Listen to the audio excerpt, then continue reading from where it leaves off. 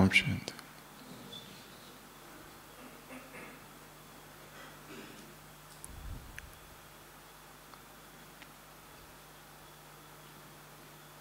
इतिहास में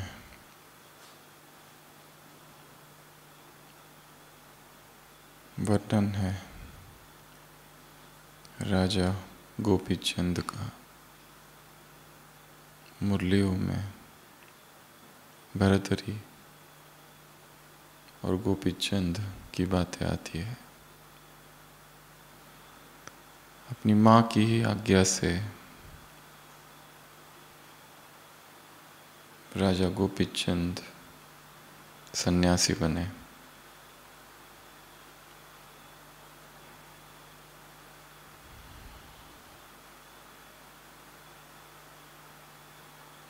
नाथ संप्रदाय में दीक्षित हुए थे गुरु गोरखनाथ के पास, और गुरु ने पहले ही दिन उनका अभिमान तोड़ने के लिए उनसे कहा था कि जाकर भिक्षा मांग कर लाओ।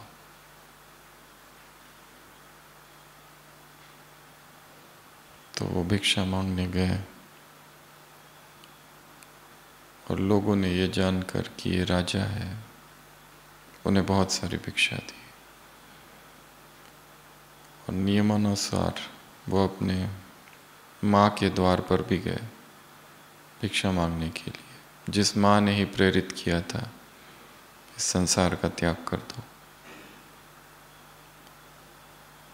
और उस माँ से भिक्षा मांगते हैं। वो माँ कहती है, मैं गृहस्थी स्त्री हूँ और तुम सन्यासी, मैं तुमको क्या दूँ? फिर भी तुमने मांगा है और भिक्षा मांगने मेरे द्वार पर आए हो, तो मैं तुम्हें 3 चीज़ें दान भिक्षा के रूप में देती हूँ। ये 3 बातें, 3 शिक्षाएं हैं, इन्हें सदैव याद रखना। पहली बात, सदैव किले के अंदर ही रहना। दूसरी बात, हमेशा स्वादिष्ट भोजन ही स्वीकार करना। और तीसरी बात, सदा मुलायम मखमल के बिस्तर पर ही सोना। राजा गोपीचंद कहता है, माँ ये कैसी बातें मुझे बता रही हो?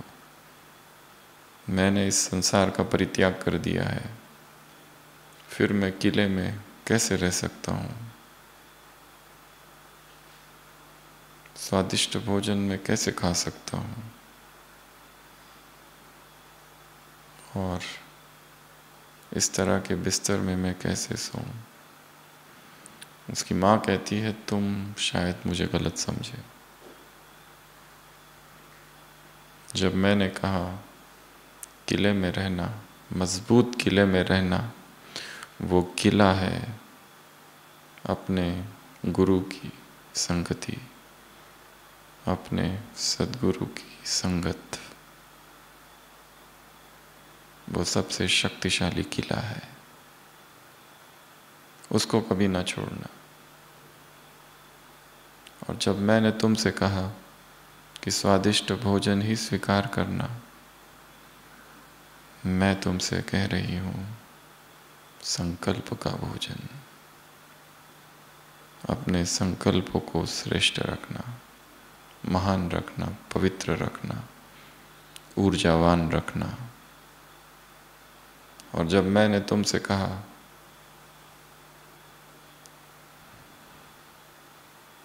तुम्हारा बिछोना, तुम्हारे सोने का बिस्तर मुलायम का हो, अर्थात जो भी परिस्थितियाँ आएगी, कठिनाइयाँ आएगी, समस्याएं आएंगी, विघ्न आएंगे,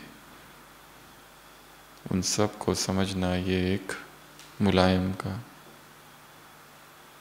मखमली बिस्तर है।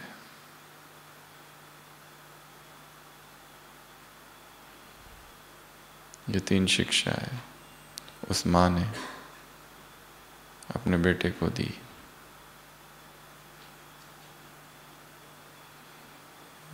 ये भारत की माता है जो अपने पुत्रों को वैराग की शिक्षा देती है, भोग विलास की नहीं।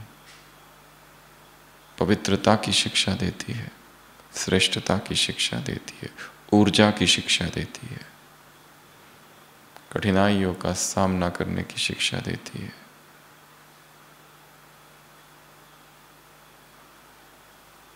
आज की मुरली में भी बाबा ने कुछ विधियां बताई है। जीवन में जब परिस्थितियां आ जाए, समस्याएं आ जाए तो क्या करो।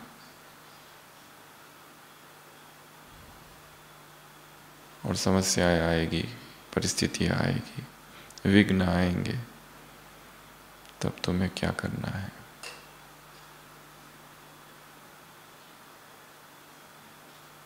ऐसी 5 बातें इस मुरली से हम निकालेंगे। सबसे पहली, साक्षी भाव का अभ्यास। परिस्थितियां क्या है? साइड सीन्स, अनित्य है। जो आ रही है वो चली जाएगी। अपने ही जीवन में पीछे झांक कर देखेंगे, कितनी बड़ी बड़ी परिस्थितियां आई, कितने विघ्न आए, कितने ऐसे लोग हैं जिनके जीवन में इतना अंधेरा छा गया था, इतना डिप्रेशन आ गया था, इतना गहरा डिप्रेशन, सुसाइडल थॉट्स, सोचते थे अब मर जाऊं, परंतु उससे बाहर निकल आए। The dark night of the soul इसे कहा जाता है। आध्यात्मिक जीवन में जो अंधियारा छा जाता है, आध्यात्मिक पथ पर, मार्ग में जब अचानक काले बादल आ जाते हैं, कुछ भी दिखाई नहीं देता है, मित्र शत्रु दिखते हैं, परिवार दुश्मन दिखाई देता है, सारा रस, सारा इंटरेस्ट, सब कुछ खो जाता है और चेतना गहन अंधकार में डूब जाती है। ऐसी गहन निराशा, मेलनकोली, अगर ऐसी अवस्थाएं भी जीवन में आई है तो उससे भी हम बाहर निकले हैं।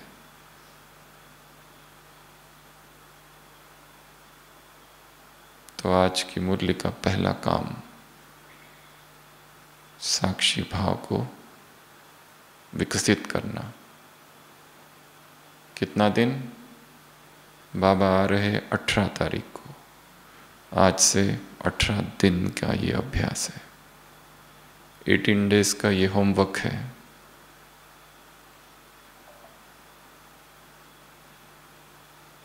बाबा मिलन का सीजन चालू हो रहा है,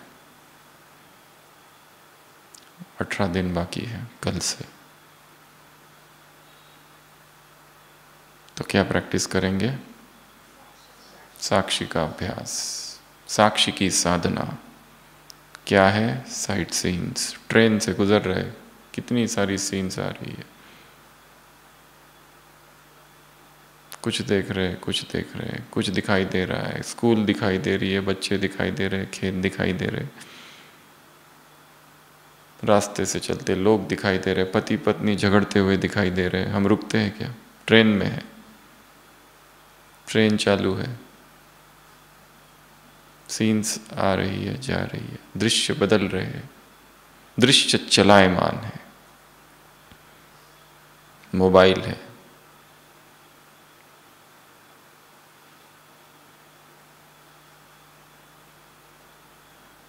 तो सबसे पहला अभ्यास किसका करना है? साक्षी का। लोग स्तुति कर रहे हैं, महिमा कर रहे हैं, फूल मालाएं चढ़ा रहे हैं, साक्षी। लोग निंदा कर रहे हैं, अपमान कर रहे हैं, कमेंट्स कर रहे हैं, ट्रोल कर रहे हैं, नीचे खींच रहे हैं, साक्षी। सब अनित्य है, बदल रहा है। इसी साक्षी का अभ्यास 18 दिन तक दृढ़ता से करना है। कब करना है? परिस्थितियों के बीच। बार बार साक्षी होने का अभ्यास। साक्षी होना भूलता है। साक्षी साधना भी है और लक्ष्य भी है।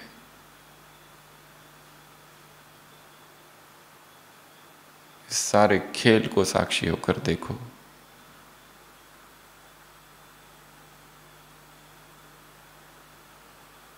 और 18 दिन की एक डायरी बनानी है। 18 दिन का चार्ट। चार्ट का फर्स्ट पॉइंट साक्षी। हमें अभ्यास है भोक्ता भाव का, हमें अभ्यास है भोगने का।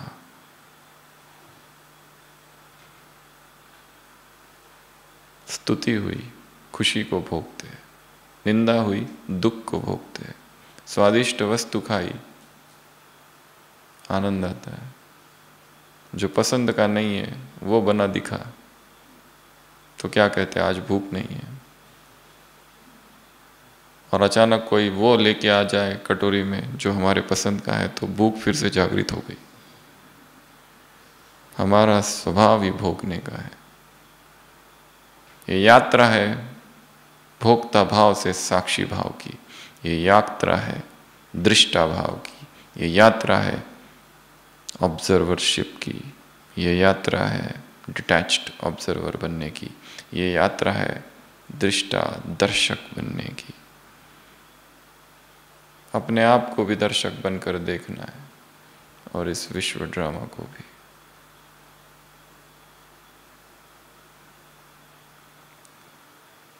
दूसरा अभ्यास एंजॉय। क्या कहा बाबा ने? एंजॉय करो। खेल हो रहा है, कभी हार होती है, कभी जीत होती है। जीत का भी एडिक्शन है एक। जीत हो गई तो ऐसा लगता है जीत ही होती रहे, फिर हार दुख पहुंचाती है। पर यह ड्रामा हार और जीत का बना है। जीत के लिए तैयारी करना अच्छी बात है, परंतु हार को स्वीकार करने की महानता भी हो।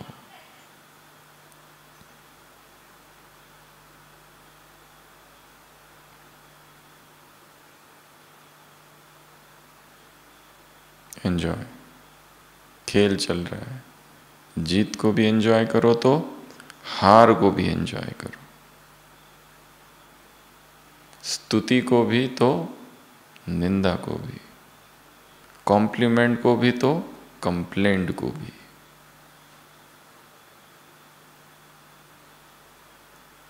तीसरा फुल स्टॉप। फुल शक्तिशाली स्टेज में स्थित हो जाए। Full stop. क्या, क्यों, कैसा, इसने मेरे लिए ऐसा क्यों कहा, इसने मेरे साथ ऐसा व्यवहार क्यों किया। ये क्या, क्यों और क्या और क्यों प्रश्नों की छड़ी लगा देते हैं। ये क्या और क्यों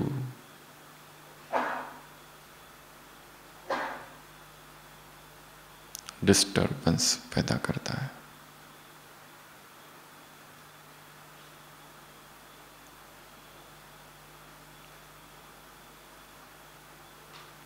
फुल स्टॉप। फुल शक्तिशाली स्थिति में स्थित। चीजें हो रही है, चीजें जा रही है। किस किस का चिंतन करे, किस किस का विश्लेषण करे। और जो दूसरे सोच रहे हैं और कह रहे हैं वो भी कितना सत्य है उसमें। वो कह रहे हैं क्योंकि उन्होंने सुना है। और यदि मैं सत्य में स्थित हूं तो भय की आवश्यकता नहीं।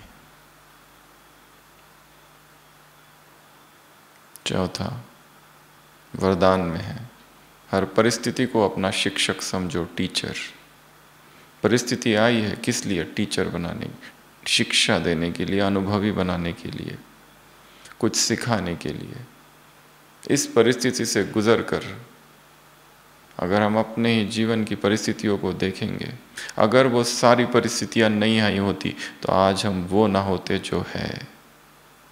आज हम इतने सक्षम और इतने शक्तिशाली क्यों हैं?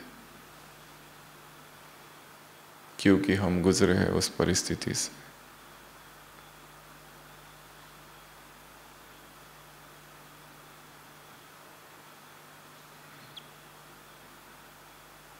विश्व का इतिहास पलट कर देखो, जो सम्राट बने हैं, जो महान बने हैं, जो श्रेष्ठ बने हैं, ऐसा कोई भी नहीं जिन्होंने संघर्ष नहीं किया, सामना नहीं किया। दो शक्तियां कही, सामना और सहन। तो परिस्थितियों को क्या समझना है? टीचर आया है छड़ी लेकर, मास्टर जी।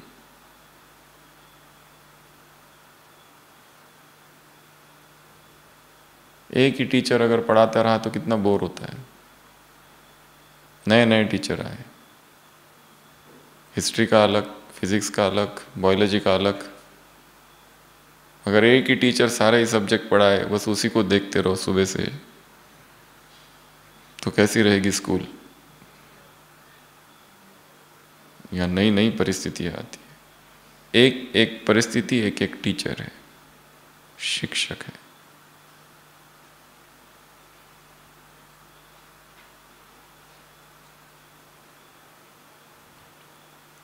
सीखना है।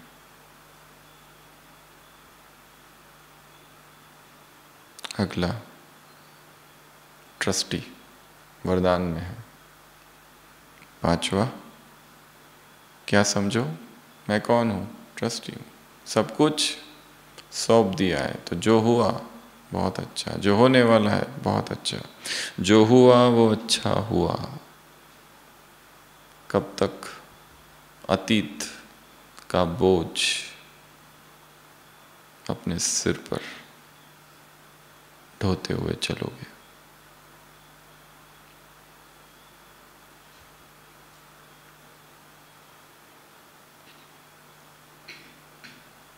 बाप को अर्पित कर दिया है।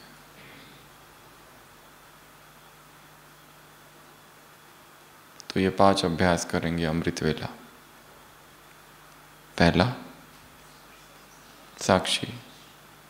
अमृत वेला ही जीवन में अब तक जो कुछ हुआ उसको साक्षी होकर देखना, अतीत को, और उससे डिटैच हो जाना। डिटैच्ड भाव से उसे देखना। दिन भर देखने की कोशिश करोगे अतीत को तो उससे आइडेंटिफाई हो जाएंगे और वही परिस्थितियां निर्माण होगी। किसी के बेटे की मृत्यु हुई है 1 वर्ष पूर्व, जवान बेटा, अब भी माँ याद करती है तो आंखों से आंसू आ जाते। और वो दुख स्मृति और स्थिति, स्मृति से स्थिति बनती है तुरंत। चाहे मधुबन में है, ब्रह्मा भोजन बना रहे हैं, अचानक स्मृति आई और आंखों से आंसू, दुख। क्योंकि डिटैच नहीं हुए हैं। उस साक्षी भाव का अभ्यास करना है कब? अमृत वेले। जीवन में जितनी घटनाएं हुई है अतीत में, उन सभी घटनाओं को दूर से देखना है, साक्षी होकर। आई और गई, आई और गई, कितने थे और कितने चले गए।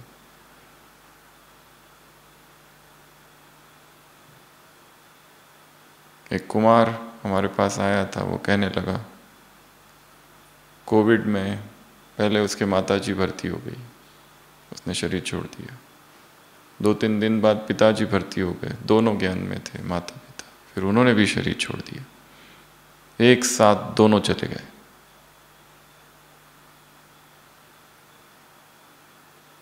कुमार भी बहुत ज्ञानी था, ज्ञानी कहो या दूसरों को मोटिवेशनल स्पीकर, ज्ञान सुनाने वाला, सिंपल नहीं। फिर भी वो दुख अंदर घर कर गया है। इतने साल हो गए पर वो डिप्रेशन अंदर ही अंदर है।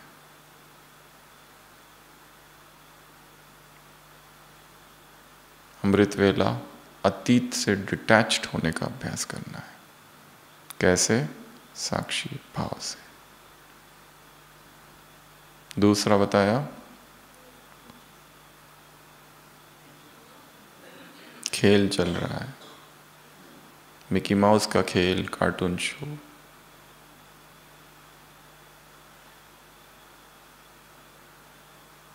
और खेल में एक ही पात्र नहीं है, केवल मिकी और माउस नहीं है, ढेर सारे मिकी और ढेर सारे माइस,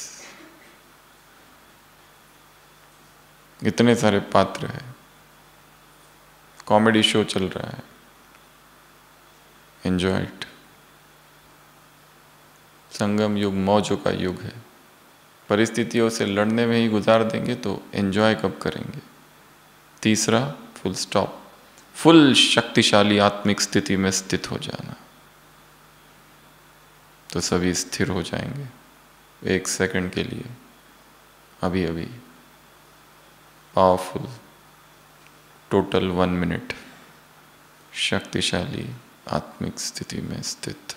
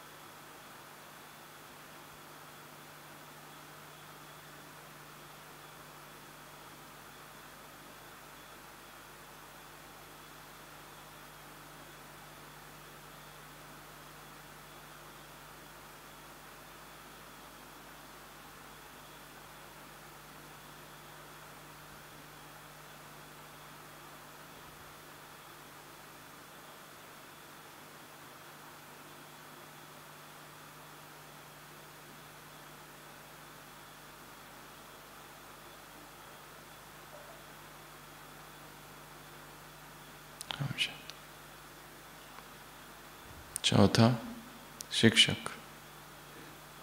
अमृत वेले अभ्यास करेंगे। अब तक जितनी परिस्थितियाँ आई उन सब ने हमें कितनी सारी बातें सिखाई, परंतु हमने वो एक्नॉलेज नहीं किया और उन परिस्थितियों के प्रति, उन व्यक्तियों के प्रति मन में कंप्लेंट का भाव है। इसने मेरे साथ ऐसा क्यों किया, वैसा क्यों किया।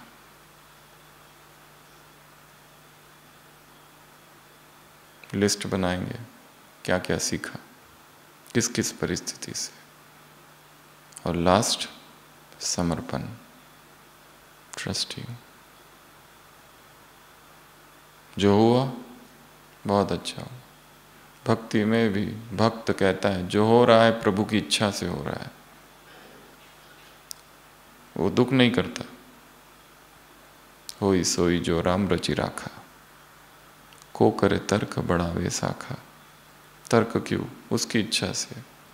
और यहाँ पर जो हो रहा है ड्रामा प्लान अनुसार हो रहा है, मास्टर प्लान, परफेक्ट चल रहा है सब कुछ।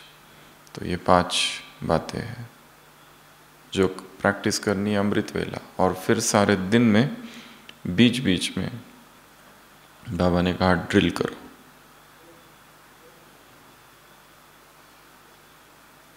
आकारी सो निराकारी स्थिति में स्थित होने की।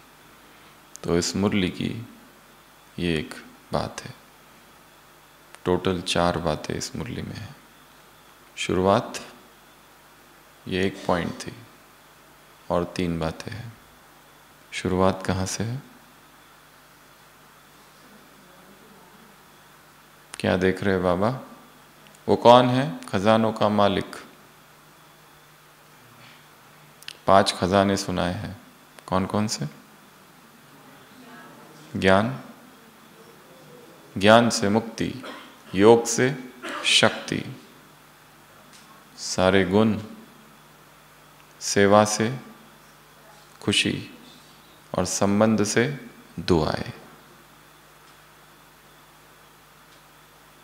5 खजाने। क्या कहा? खजानों को बढ़ाओ, खजाने को चेक करो, खजानों को देखो, किस खजाने की कमी है। और ये खजाने कैसे हैं? अविनाशी। ये खजाने कैसे है? अदृश्य। ये खजाने कैसे है? कोई चुरा नहीं सकता। ये खजाने कैसे है? खजानों की विशेषताएं, खजानों की विशेषताएं क्या है?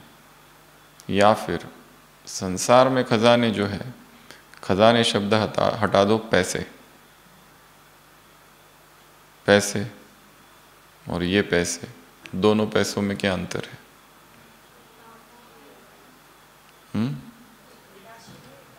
एक विनाशी एक अविनाशी, ये तो हो गया।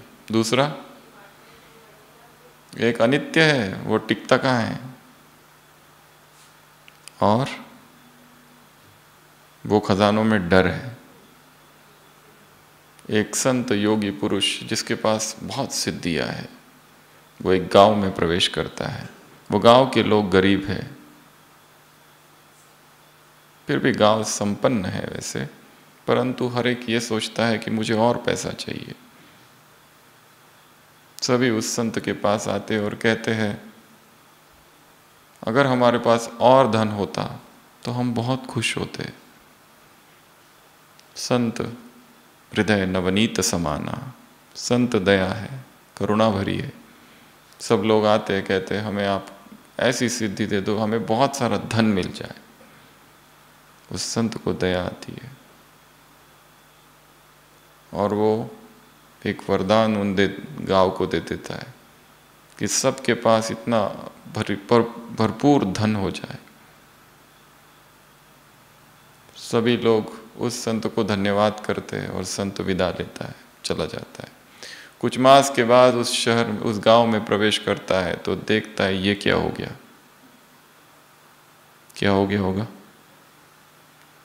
Any guess? सारे गांव में गंदगी ही गंदगी, कूड़ा कचरा पड़ा हुआ है। सारे गांव में दुर्गंध ही दुर्गंध। खेतों पर लोगों ने जाना बंद कर दिया है, ऑनलाइन जानवरों की तरफ, जानवरों की कोई देखभाल नहीं कर रहा है। लोग बीमार हुए हैं। पता किया क्या हुआ? पता चला कि जब से धन मिला है लोगों ने काम करना बंद कर दिया है। लोगों ने साफ सफाई करना बंद कर दिया है। लोगों ने खेतों में जाना बंद कर दिया है। जानवरों की देखभाल करना बंद कर दिया है। तो पहले थोड़ा व्यायाम तो होता था, व्यायाम करना बंद कर दिया है। लोग बीमार पड़ गए। सारे लोग संत के पास आए और कहने लगे अपना वरदान वापस ले लो। तो उस धन में खतरा बहुत है, डेंजर। ये धन खतरा नहीं है इसमें, ये तो सेफ्टी का साधन है, सुरक्षा का कवच है। तो अगले 18 दिन तक 5 अभ्यास बताए, अब उसमें ये अभ्यास जोड़ते जाओ।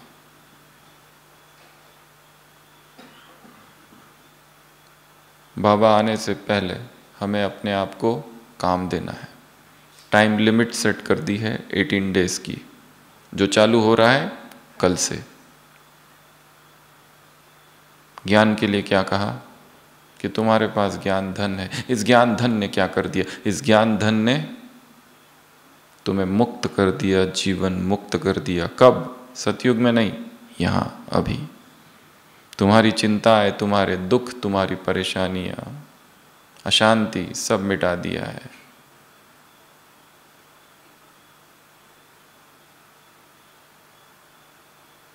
जो बुराइयों के बंधन थे उन्हें खत्म कर दिया है। जो व्यर्थ संकल्प के तूफान थे, अब पता है ज्ञान अर्थात समझ, निगेटिव को खत्म किया है। व्यर्थ और निगेटिव का काम आना है, काम है आना, हमारा काम है उसे पार करना, ये ज्ञान। तो होमवर्क नंबर 1 5 खजानों में से ज्ञान का होमवर्क क्या है? बाबा ने कहा ज्ञान को बढ़ाओ, ज्ञान में जो कमी है उसको हटाओ। तो आप सबसे प्रश्न है, ज्ञान को कैसे बढ़ाए? 10 बातें बताओ। मुरलिया, पहले तो पढ़ना, रीडिंग। दूसरा लिखना, राइटिंग। तीसरा सुनाना, स्पीकिंग।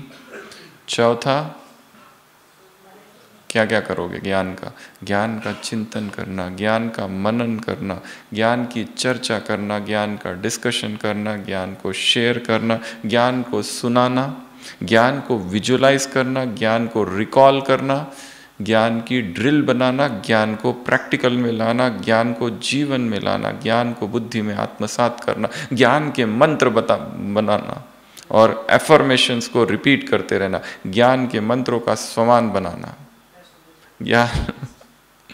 ज्ञान की टेस्ट देते रहना, परीक्षाएं देते रहना। तो ज्ञान के साथ बहुत सारी चीजें करनी है।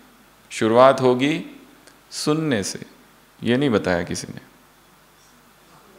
श्रवण सबसे पहला, श्रवण मनन निदिध्यासन। ज्ञान को पहले सुनना है, सुनेंगे ही नहीं तो पता कैसे चलेगा? फिर पढ़ना, फिर लिखना, नोट्स बनाना, विजुलाइज करना, प्लान करना, टेक्स्ट को ड्रिल में कन्वर्ट करना। तो आपको हम 3 मंत्र दे रहे हैं, हम बोलेंगे, हमारे पीछे आप रिपीट करना। ज्ञान में शक्ति है, ज्ञान में शांति है। ज्ञान मुझ में धारण हो, मैं ज्ञान को धारण करूं। ज्ञान मुझ में धारण हो, मैं ज्ञान को धारण करूं। ज्ञान मेरी शक्ति है, ज्ञान मेरी शांति है। ज्ञान में शांति है, ज्ञान में शक्ति है। ज्ञान मुझको धारण करे, मैं ज्ञान को धारण करूं। ज्ञान मेरी शक्ति है, ज्ञान मेरी शांति है। ये ज्ञान का मंत्र है। इसको रिपीट करते रहना है, करते रहना है, करते रहना है। सोते समय, उठते ही। कितना दिन? 18 दिन। ये सारा काम 18 दिन का है। बाबा आने को 18 दिन बाकी है कल से। तो अपने मन को काम देना है। 5 काम पहले दे दिए, ये 6वां काम अगला। तो ये ज्ञान के साथ क्या क्या करो, ज्ञान को कैसे बढ़ाओ, ज्ञान में कौन सी कमी रह गई है। परिस्थितियों के समय ज्ञान कहाँ लुप्त हो जाता है। बहुत सुन लिया, क्लास करा लिया, सहन कैसे करे, 1 घंटा भाषण दिया और फिर जैसे ही कर्म क्षेत्र पर गए, तलवार निकालकर सामना करना चालू किया, सहन शक्ति खत्म।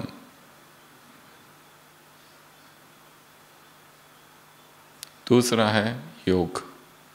योग खजाना है। इस खजाने से क्या करो? शक्ति को प्राप्त करो। एक शक्ति की भी कमी ना हो, शक्ति में भी परसेंटेज ना हो। बाप सबका रजिस्टर चेक करते, बाप के पास सबका रजिस्टर है। मास्टर सर्वशक्तिवान, शक्तिवान नहीं, सूर्यवंशी चंद्रवंशी नहीं, 16 कलाएं 14 कलाएं नहीं।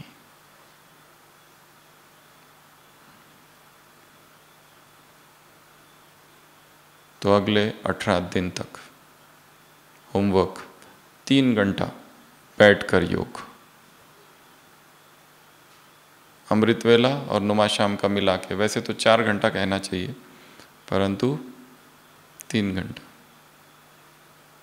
चलता फिरता अलग, बैठा हुआ।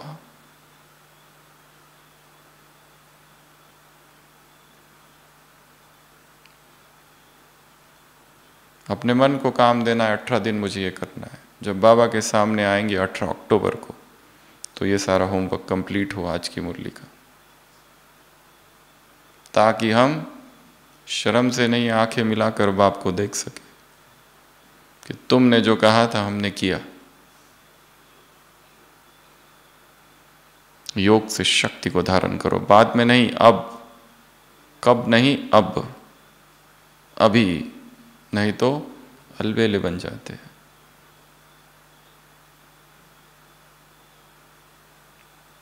इसमें एक ड्रिल है। देखो, अपने आप को विजुलाइज करेंगे कि मैं क्या हूँ, एक ऊर्जा का स्तंभ हूँ। क्या हूँ? ऊर्जा का स्तंभ ऐसे खड़ा है, प्रकाश स्तंभ। और मुझ में ऊपर से शक्ति आ रही है योग में। हमारे दो शरीर है, एक सूक्ष्म शरीर, एक स्थूल शरीर। इस सूक्ष्म शरीर में, एस्ट्रल बॉडी में, शास्त्रों में लिखा है चक्र है।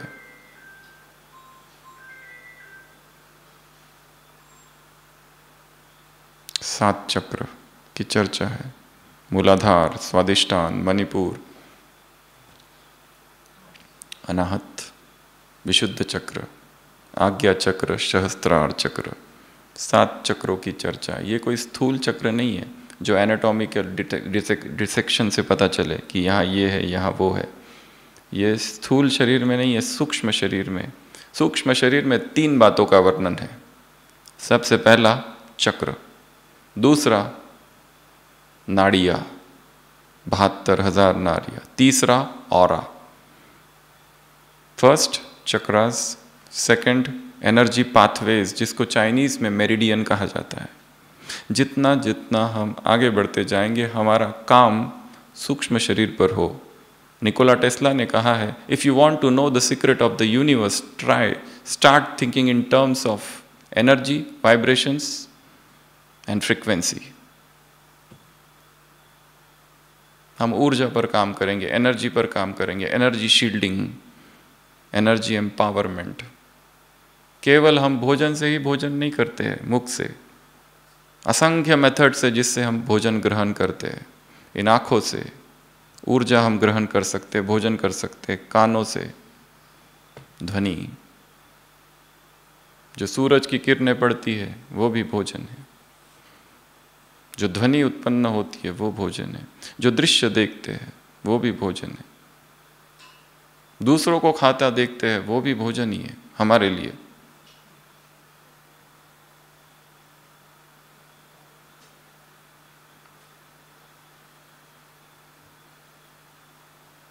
हारे थके मुसाफिर के चरणों को पीकर धो लेने से मैंने अक्सर यह देखा है, मेरी थकान उतर जाती है। तो ऑरा पर काम करना है कि मेरा ऑरा, आभा मंडल बढ़ रहा है। मेरे सारे चक्र जो है अलाइंड हो रहे हैं। चक्रों में जो ब्लॉकेजेस है वो शरीर की बीमारियों में उत्पन्न दिखाई देते हैं, जिसमें ढेर सारे बीमारियां होती है, या जो मानसिक रीति से बीमार होते हैं, डिप्रेस्ड होते हैं, भयभीत होते हैं। अगर उनका ऑरा स्टडी किया जाए तो वो डार्क ऑरा दिखेगा, आभा मंडल। अगर उनके चक्रों की अलाइनमेंट देखोगे तो चक्रों में ब्लॉकेजेस है, इमोशनल ब्लॉकेजेस है। एक शुद्धि है जिसको कहते हैं इमोशनल बैगेज की शुद्धि, इमोशनल क्लियरेंस, क्लीनलीनेस, अपने आप को माफ करना। गिल्ट कॉन्शियस में जी रही है चेतना, क्योंकि ब्लॉकेज है इमोशंस में। तो योग में क्या अनुभव करेंगे? मैं कौन हूँ? ऊर्जा का स्तंभ हूँ। इसमें 7 चक्र है। ऊपर से परमधाम से शिव बाबा की किरणें आ रही है, या तो अनुभव करो सहस्त्रार चक्र से जाकर आज्ञा चक्र, विशुद्ध चक्र, अनाहत चक्र, मणिपुर चक्र, स्वादिष्टान चक्र, मूलाधार चक्र, सारे चक्र खुल रहे हैं। उसमें जो भी ब्लॉकेजेस है और जो भी शरीर में नाड़ियाँ है सभी शुद्ध हो रही है। मेरिडियंस शुद्ध हो रहे हैं, एनर्जी पाथवेज शुद्ध हो रही है। और जब सूक्ष्म शरीर शुद्ध हो जाता है तो बाहर का शरीर अपने आप निरोगी हो जाता है। बाहर का शरीर जब अस्वस्थ है तो it means astral body, subtle body already बीमार है। किर्लियन फोटोग्राफी थी कभी, अभी भी यूज करते हैं कई लोग। उससे कहा जाता है वो सूक्ष्म शरीर के फोटोग्राफ्स लेता है।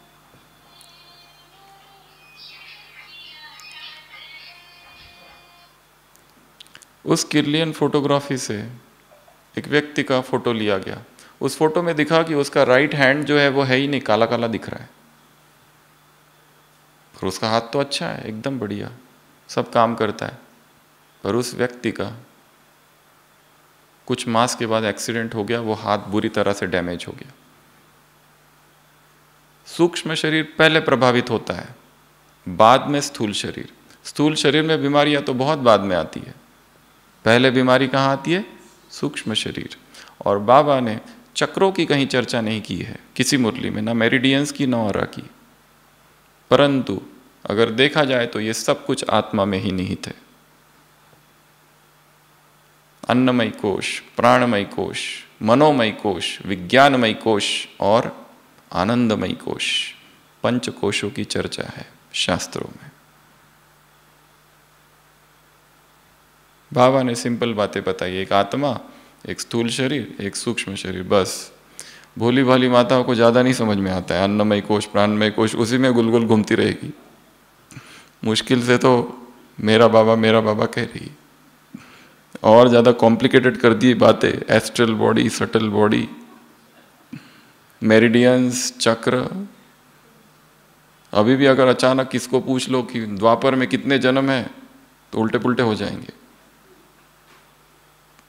इसलिए भगवान ने अपने ज्ञान को सहज राजयोगी रखा है, सहज ही ठीक है, ज़्यादा कॉम्प्लिकेटेड नहीं चाहिए। तो योग का प्रयोग करेंगे, योग से शक्ति लेना, अर्थात मैं प्रकाश स्तंभ हूँ, ऊपर से किरणें आ रही है और वो किरणें ऊर्जा की किरणें है, ऊर्जा का प्रकाश है, मेरे पूरे शरीर में ऊर्जा भर रही है और जो डार्क एनर्जीज है वो जा रही है। श्वास लेते हुए ऊर्जा आ रही है, निगेटिव एनर्जी बाहर फेंकना है, प्रश्वास और प्रश्वास और प्रश्वास। ऐसा क्या करना है? 18 दिन तक प्रयोग करना है, एक्सपेरिमेंट करना है, और उसमें और चीज़ें, कलर्स जोड़ दो, एक एक ऑरा का कलर जोड़ दो, एक एक शक्ति को एक एक कलर दे दो। अभी सहनशीलता की शक्ति आ रही है, जो अष्ट शक्तियाँ हैं उनको एक एक कलर दे के भी कर सकते हैं, ऑप्शनल, या एक एक शक्ति मुझ में समा रही है और केवल चक्रों में नहीं, फिर धीरे धीरे मेरे पूरे शरीर में फैल रही है। पूरा शरीर शक्ति की ऊर्जा से भरपूर है, मेरी कोशिकाओं में शक्ति है, श्वास में शक्ति है, और फिर और आगे जाओ, लंग्स में शक्तियाँ भर गई है, लीवर में शक्तियाँ भर गई है, ब्रेन में शक्तियाँ भर गई है, हार्ट में शक्तियाँ भर गई है, जोड़ों में शक्तियाँ भर गई, घुटनों के सारे दर्द खत्म, क्योंकि ऊर्जा के तल पर काम करना है, एनर्जी हीलिंग करनी है। ये दूसरा काम है। पहला ज्ञान का बताया, दूसरा ऊर्जा का, तीसरा है दिव्य गुण। उसका कोई भी विजुअलाइजेशन कर सकते हैं कि बाबा के सामने बैठे हैं और वहाँ से किरणें आ रही है। कितनी किरणें? 36 किरणें एक साथ, दिव्य गुणों की, एक गुण भी कम नहीं, बाबा ने कहा, सब गुण। फिर है सेवा, सेवा कर रहे पर खुशी नहीं है, अर्थात यथार्थ सेवा नहीं है। अब यहाँ एक और की विजुअलाइजेशन दिया है, सेवा में जाना, अर्थात क्या विजुअलाइज करेंगे? झूला झूलने जा रहे हैं, सेवा करने नहीं जा रहे, क्या करने जा रहे हैं? झूला झूलने। मेरा झूला झूलने का टाइम हो गया है, उठो, बहुत सो लिया, अभी मुझे आराम करने जाना है। आराम मतलब सेवा, आराम मतलब कौन सा झूला? सेवा का झूला। सेवा का झूला नहीं कहा है मुरली में, कहा है खुशी का झूला। और मैं कौन हूँ? खुशनुमा, खुशनुमा रूहानी गुलाब, रूहे गुलाब। तो सेवा क्या है? खुशी का कारण है, खुशी है इसलिए सेवा है।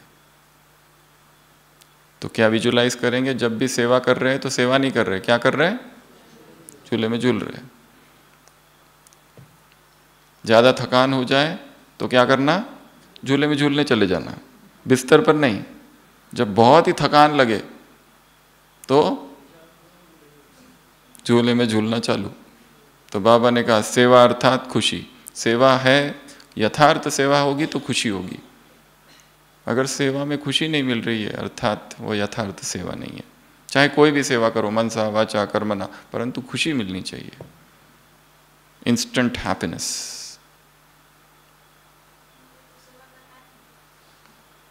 सेवा का टाइम हो गया अर्थात झूला झूलने का टाइम हो गया। हाँ तो जाओ झूला झूलना। तो सेवा करने नहीं जा रहे, कहाँ जा रहे? झूला झूलने। अच्छे से झूलना, पकड़ कर, एक ज्ञान की रस्सी, एक योग की रस्सी, और झूला झूलते रहना है। और झूला झूलते हुए क्या अनुभव करना? खुशी।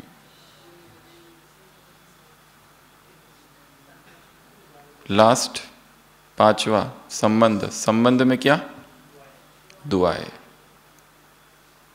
बीच से कनेक्शन है, परिवार से क्या लेना देना, परंतु राज्य तुम्हें करना है और परिवार के साथ रहोगे, इसलिए तुमको क्या करना है? संबंध संपर्क में आते हुए क्या? दुआएं अर्जित करनी है। सबकी दुआएं, छोटे बड़े जो भी है, सबकी दुआएं। जब तक दुआएं नहीं है तब तक पुरुषार्थ नहीं होता है। इसलिए सेवा बहुत महत्वपूर्ण है, संपर्क में आना भी महत्वपूर्ण है। कम्युनिटी कनेक्शन होना चाहिए, लाइक माइंडेड पीपल के साथ कनेक्शन, तीव्र पुरुषार्थियों के ग्रुप के साथ कनेक्शन, तो ऑटोमेटिक दुआएं प्राप्त होती है, क्योंकि वहाँ कुछ ना कुछ होगा जो हमें दुआओं का पात्र बनाएगा। हमारे द्वारा अपने आप सेवाएं होगी। असंख्य आत्माओं की दुआएं जिनके पास है वो कभी दुखी, उदास, डिप्रेस्ड नहीं होते। पर जिनमें दुआओं का स्टॉक थोड़ा कम है, डिफिशिएंसी दुआओं की, विटामिन डी, दुआएं, विटामिन डी की कमी होती है ना तो दुख आता है जीवन में। जिन देशों में सूरज नहीं निकलता वहाँ डिप्रेशन ज़्यादा है, और जिन देशों में अच्छा सूरज है वहाँ डिप्रेशन कम है। क्योंकि जब विटामिन डी कम होता है तो उदासी छा जाती है, पूरे शरीर में दर्द होता है, थकान सी लगती है, उठने की इच्छा नहीं होती है, बीमारियाँ आती है। तो विटामिन डी कौन सा है यहाँ पर? दुआओं का विटामिन। वो विटामिन डी मिलता है उस सूरज के पास, ये विटामिन डी मिलता है इस सूरज की छत्र छाया में रहकर सेवा करने से। तो आत्माओं के संपर्क में आते हुए आत्माओं की सेवा करना, ऐसी स्थिति से क्या अनुभव होगा? Double light. इजी रहेंगे, पर इतना भी नहीं कि वो मीठा और चींटी का उदाहरण दे दिया, वो आधा ही छोड़ दिया, पूरा उसमें बताया नहीं बाबा ने डिटेल में।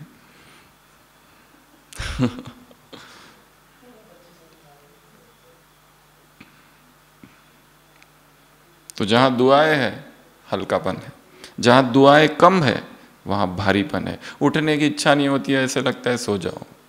अमृत वेले तो उठ जाते हैं क्योंकि आदत है इतने सालों की। अमृत वेला होने के बाद निद्रा लोक, सीधा उठो और फिर भागो मुरली के लिए, और फिर बैठो और फिर पूरा करो। क्या चल रहा है? मैकेनिकल। वो कोलू का बैल गुलगुल घूमते रहता है ना, वैसे गुलगुल गुलगुल घूमते रहो बस। उसमें ना कोई नवीनता है, ना कोई स्पार्क है, ना कोई चेतना, जैसे सो गई। भगवान की अव्यक्त मुरली जब बच्चे धारण करते हैं तो उस मुरली में चेतना आ जाती है। क्या कहा? जब अव्यक्त मुरली हम धारण करते हैं तो उस मुरली का भी पुनर्जन्म हो जाता है। हमारे जागने से, हमारे धारण करने से वो जीवंत हो उठती है, नहीं तो वो केवल शब्द है किताबों में पढ़े हुए। पर जैसे ही हम उन्हें पढ़ते हैं, जीवन में धारण करते हैं, उनमें भी प्राण आ जाते हैं और वो भी उठ के डांस करने लगते हैं। कौन? शब्द। किसके? मुरली के।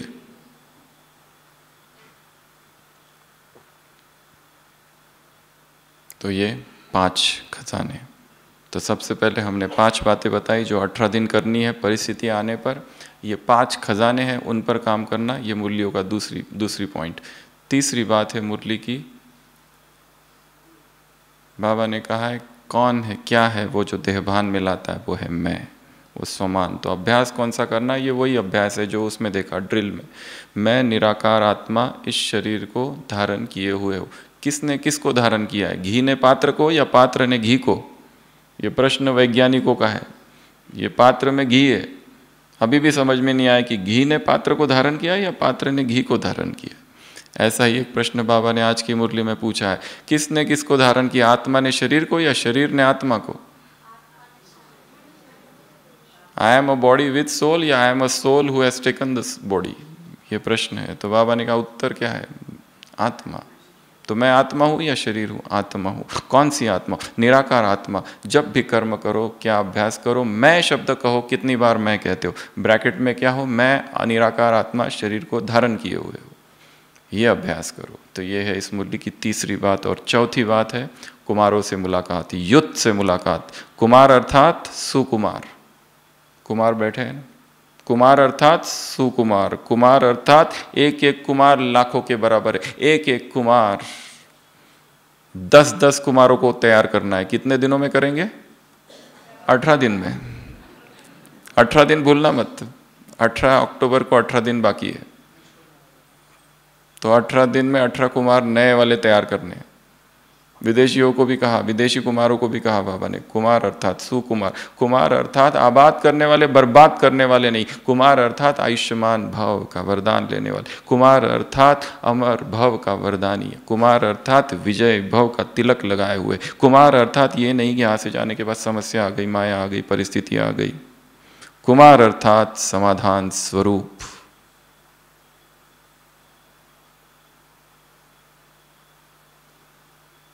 एक एक कुमार इस संसार के कुमारों को परिवर्तन करे।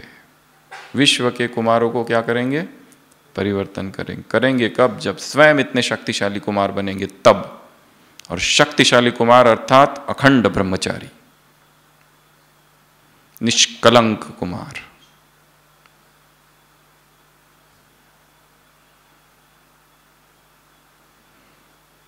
तो कुमारों को काम दिया है बाबा ने, होमवर्क।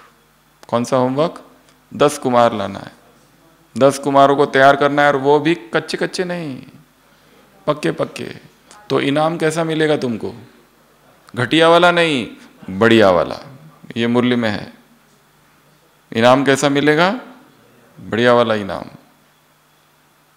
तो आज से खोज करो, खोज चालू कर दो। 18 दिनों में 10 कुमार तैयार करने, एक एक कुमार को 10-10 कुमार तैयार करने हैं। वो भी टिम्बू टिम्बू नहीं, ऐसे कच्चे पक्के, कच्चे वाले नहीं, पावरफुल वाले।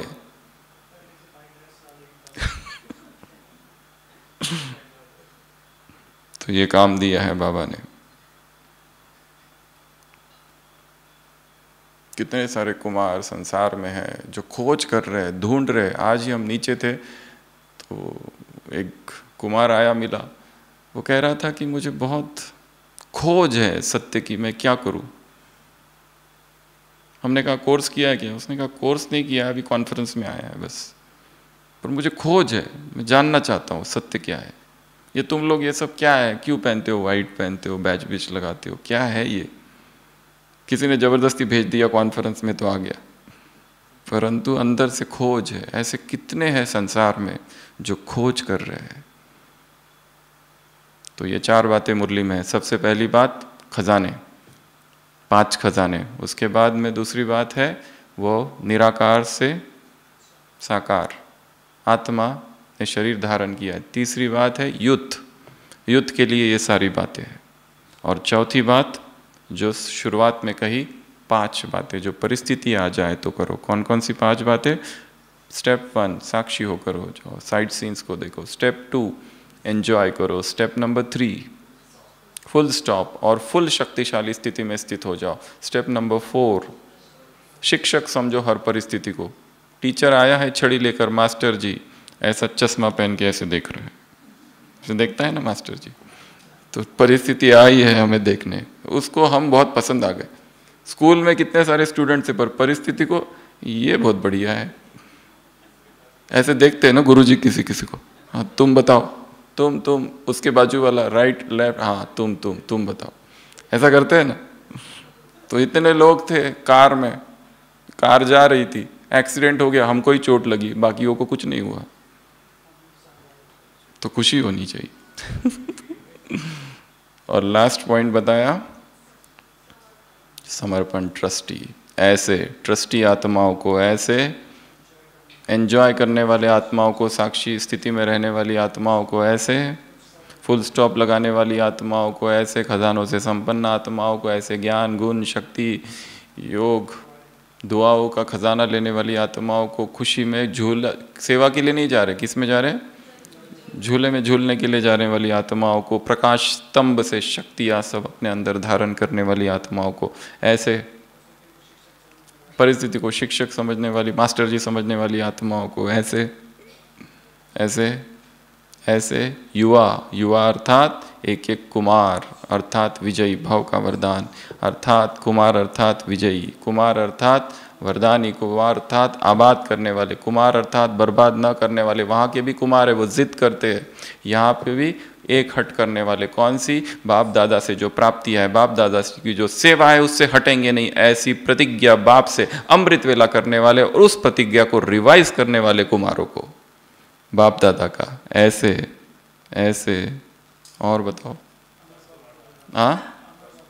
अमर भाव के वरदानी है। ऐसे एक सेकंड में डिटैच्ड, एक सेकंड में साक्षी, एक सेकंड में परिस्थितियों को साइड सीन देखने वाले, एक सेकंड में फुल शक्तिशाली स्टेज में स्थित होने वाले आत्माओं को, एक सेकंड में